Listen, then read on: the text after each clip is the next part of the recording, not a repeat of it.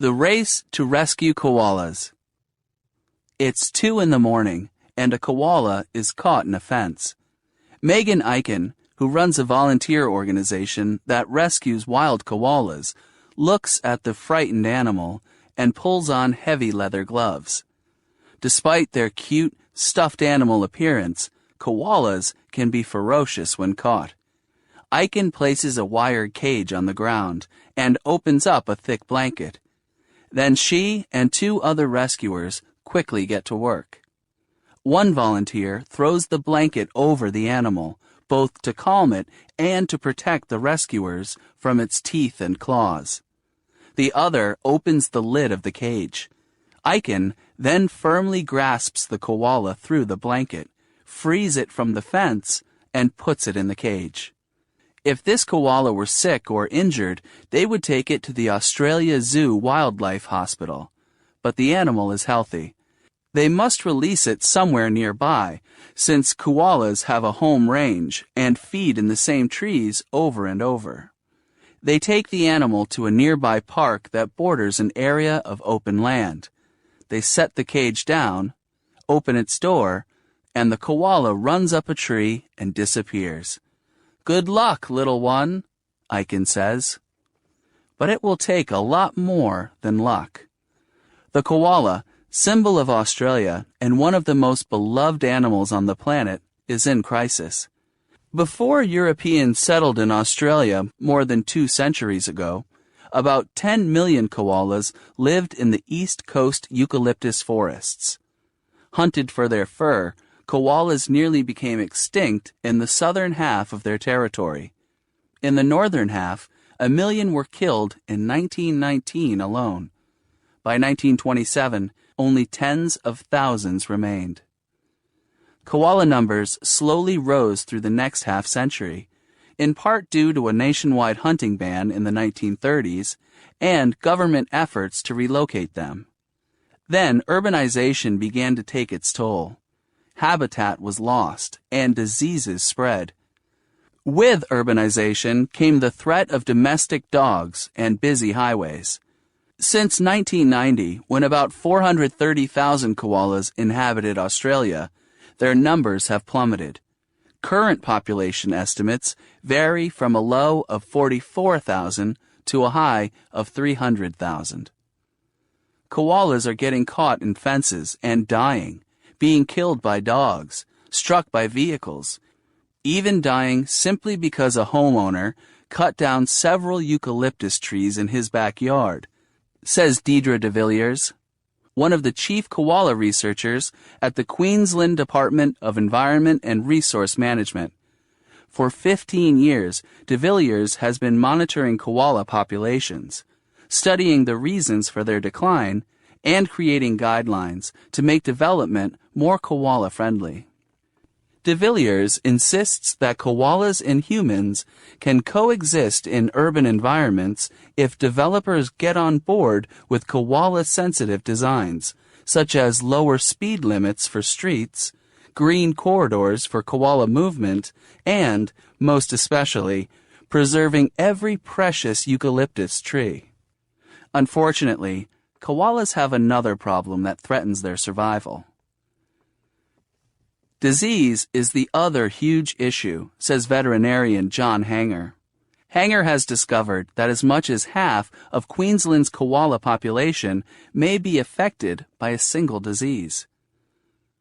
Afflicted koalas may go blind, and females may become infertile. In some koala populations, this has caused infertility in more than 50% of mature females. Koala populations that used to be vibrant and sustainable are becoming extinct, says Hanger, who blames the government. Queensland has failed miserably to do anything meaningful about the decline. The federal government needs to get involved and do it properly, listing the koala as vulnerable to extinction. This might save the last remnants of critical koala habitat, he argues.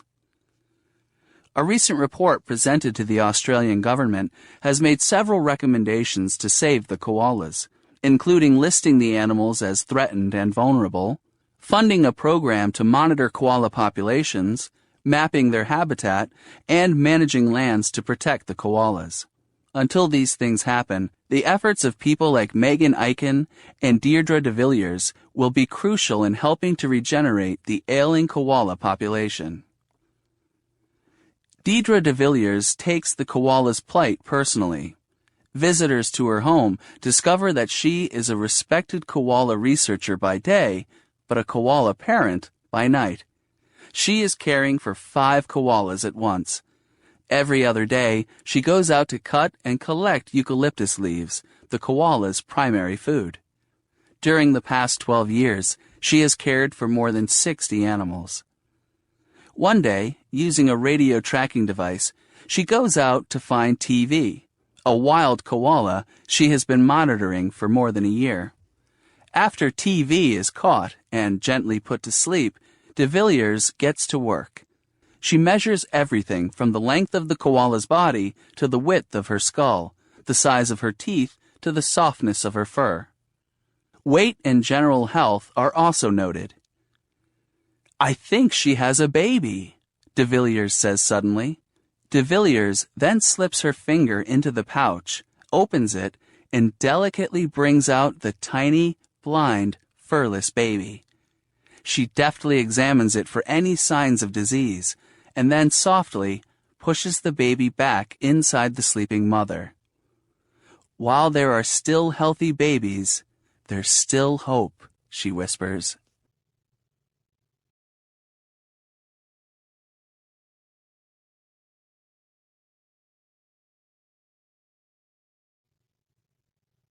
Rhino Wars. Rivaling the price of gold on the black market, rhino horn is at the center of a bloody poaching battle. The rifle shot boomed through the dark forest just as Damian Mander arrived at his campfire after a long day training game ranger recruits in Zimbabwe's Nakavango Game Reserve. There, near the eastern boundary, he pointed. He and his rangers grabbed their guns, radios, and medical kits. They then drove into the night, hoping to cut off the shooter. And so goes a night on the front lines of southern Africa's ruthless rhino war, which has seen more than 1,000 rhinos killed since 2006. At the bloody heart of this conflict is the rhino's horn, a prized ingredient in traditional Asian medicine. Prices range from $33 to $133 a gram, which at the top end is double the price of gold. Although the range of the 2 African species, the white rhino and its smaller cousin, the black rhino, has been reduced primarily to southern Africa and Kenya, their populations had shown signs of improvement. In 2007, white rhinos numbered 17,470, while blacks had nearly doubled to 4,230 since the mid-90s. For conservationists, these numbers represented a triumph. In the 1970s and 80s, poaching had devastated the 2 species. Then China banned rhino horn from traditional medicine, and Yemen forbade its use in ceremonial knife handles. All signs pointed to better days. But in 2008, the number of poached rhinos in South Africa shot up to 83 from just 13 in 2007. By 2010, the figure had soared to 333, followed by over 400 in 2011. Most of the horn trade was found to lead to Southeast Asia. Javan rhinos once roamed Vietnam's forests. Cat Tien Park in southern Vietnam was established in 1998 from 3 existing protected areas, partly to protect local rhinos. A number of local wildlife conservation groups, working closely with the Vietnam government, have tried to prevent the species from dying out.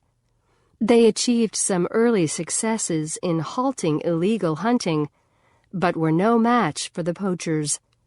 In 2010, the body of what many believe to be the last wild rhino in Vietnam was found. It had a bullet in its leg, and its horn had been removed. Even with the rhinos gone, rhino horn can still be found in Vietnam. This is because South African law, which complies with the Convention on International Trade in Endangered Species, CITES, allows a rhino's horn to be exported legally as a trophy. In 2003, a lone hunter killed a rhino on a legal safari in South Africa and brought it back to Asia. Dozens of poachers soon followed, each paying $50,000 for a hunt. It seems like a lot to pay, but a pair of horns can be sold on the black market for much more and may net poachers as much as $200,000 in profits. Many officials in Vietnam are fighting back against reports that the country is the main market for rhino horn, stating that rhino horn bound for Vietnam is merely in transit for another country. Do Quan Tung, Deputy Director of CITES, Managing Authority in Vietnam, said the country could not be the main market for South African rhino horn, claiming that the majority of Vietnamese people would not be able to afford rhino horn. Even if there is an emerging group of people who can afford it, he thinks it is too small to make the country a significant consumer. Professor Dung Huy Huynh, chairman of the Vietnam Zoological Society, says that rhino horn has never been a popular ingredient in traditional medicine. Recently, there has been a renewed interest in the horn's alleged healing power. For at least 2,000 years, Asian medicine has prescribed rhino horn to reduce fever and treat a range of illnesses. But the handful of studies conducted on its fever-reducing properties has proven inconclusive. The newest rumor is that it cures cancer, but doctors say the proof is non-existent. No research has been published on the horn's efficacy as a cancer treatment. But even if rhino horn is not an effective cure for anything, let alone cancer, that doesn't mean it has no effect, says Mary Hardy, medical director of Sims-Mann UCLA Center for Integrative Oncology. Belief in a treatment, especially one that is wildly expensive and hard to get, can have a powerful effect on how a patient feels, she says.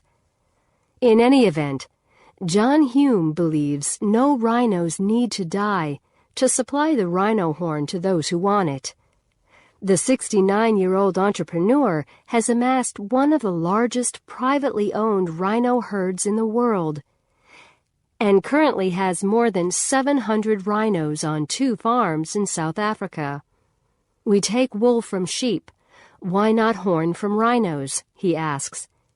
If you cut the horn about 3 inches above its base, it will grow back in 2 years. That means there is a never-ending supply of rhino horn.